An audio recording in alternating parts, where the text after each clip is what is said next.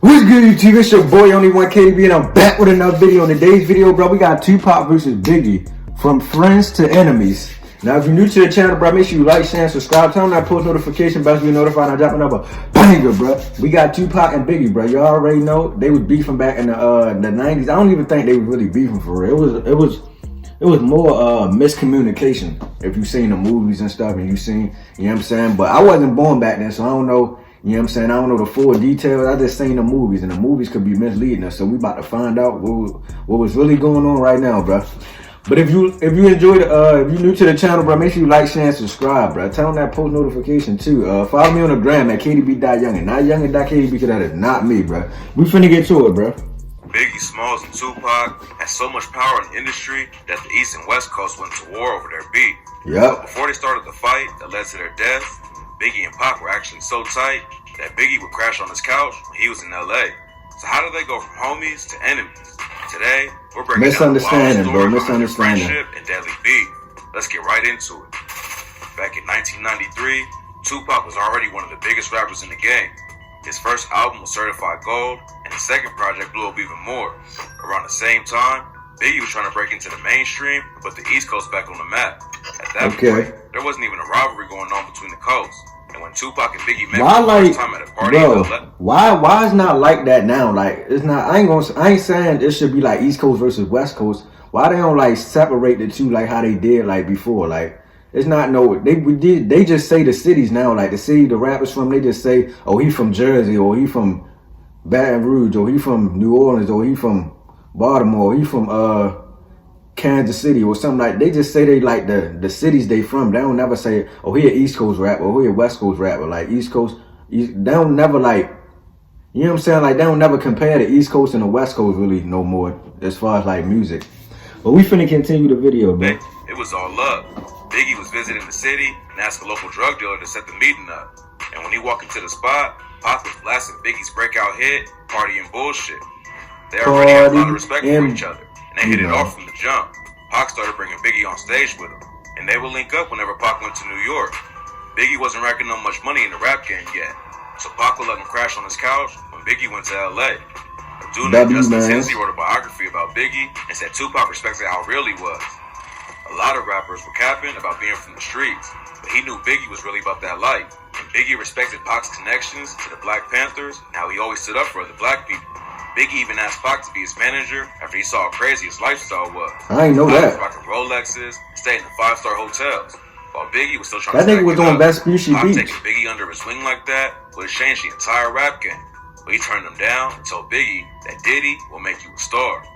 Pac allegedly asked Biggie to join his group Thug Life, but Biggie decided to do his own thing and started Junior Mafia with Lil Cease and Lil Kim instead. Even though they didn't have any official deals together, Biggie and Pac still linked up in the studio and recorded tracks like Running from the Police and House of Pain. Oh, they got songs together. Biggie dropped his debut album, Ready to Die, and was on his way to the top. Him and Tupac should have been taking over the game together. But just a month later, Pac got shot in New York, and it set off a chain reaction that led to an all-out war between him and Biggie. Yep. According to reports, Pac and Biggie were both supposed to be working with a rapper named Lil Sean.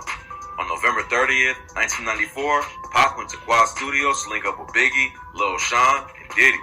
When he got to the lobby, 3 dudes rushed him and tried to jack his chains. Pac tried to hold it down and fight, so one of the goons started letting off shots and hit Pac 5 times.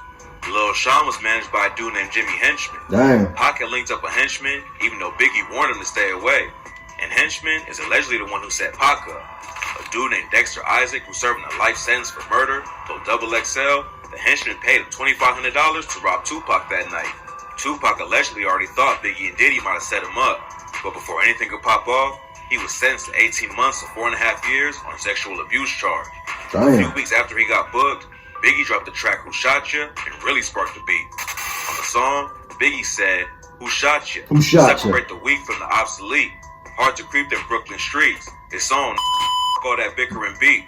I remember Tupac that, bro. and a lot of other well, I wasn't born, but like, I heard that song before. Shooting at Quad Studios. Another line that caused issues was, I switches all that, sucker, G's up. One false move, get switched cheesed up. Clip to tech, respect, I demand it. Slip and break the 11th commandment. Thou shalt not with nor see Papa. Fill 1,000 deaths when I drop you. The media and Damn. fans started running with the story that it was a diss against Pac, and Tupac thought the same thing. Biggie denied sending shots at Pac, and in an interview, he said, the story just got completely switched around.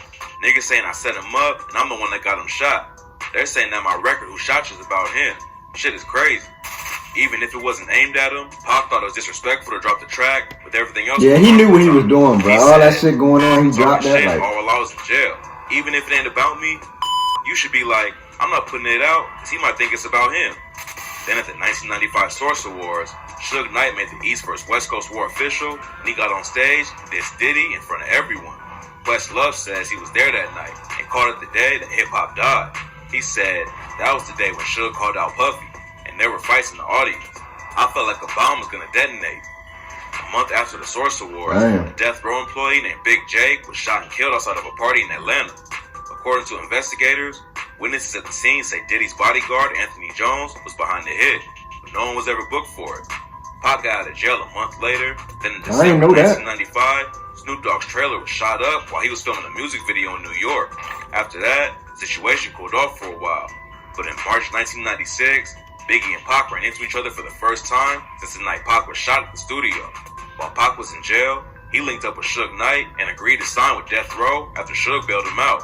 After Biggie won an award at the 96 Soul Train Music Awards, he was chilling outside with his crew, waiting for their car to pull up. That's when Pac and Suge rolled up in a Hummer, and the security crew had to step in to keep them separated. Both sides jumped in their cars and left the scene. And Biggie told Vibe, I felt the darkness when he rolled up that night. According to people close to him, Pac started to change after getting shot and linking up with Death Row. He was trying harder to make everyone think he was the hardest dude in the game. And Biggie said he was just acting like the character he played in the movie Juice. At this point, the situation was starting to heat up.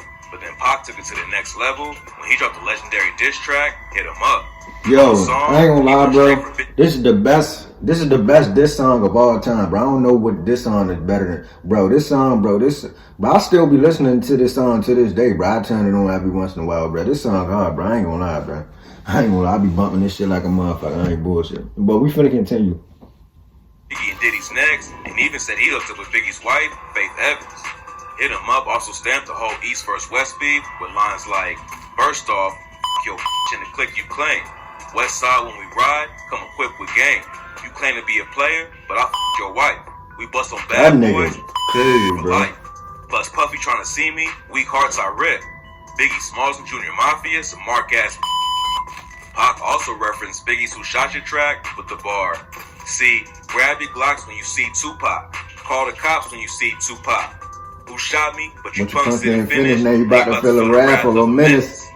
Lil Cease and the rest of Junior Mafia were ready to clap back, but Biggie made him chill. Cease told Fat Man Scoop on IG Live that Biggie even threatened to stop rocking with anyone who sent shots at Pac. According to Cease, Biggie didn't want to get in his feelings and make the situation even worse by responding. Apparently, Biggie still wanted to leave it open so that they eventually squashed the beef. But unfortunately, Tupac was murdered in Las Vegas just a few months after Hit 'Em Up dropped. They never had the chance to make up. After Pac died, rumors started flying that Biggie was involved with the hit. But according to people close to him, Big actually cried when he heard the news because he still thought Tupac was his homie, even though they were having issues at the time. Earlier this year, Lil Cease did an interview with Vlad TV where he revealed that some of Tupac's crew told him that they actually wanted to squash the beef with Biggie after he left Las Vegas. Tupac was allegedly trying to get away from Suge and Death Row Records, and it looks like he was finally ready to have a sit-down with Biggie and clear the air about everything. Biggie knew that the whole East vs. West Coast beef had to stop, especially after Pac died. In an interview, he said, we two individual people, we waged a coastal beef. You know what I'm saying?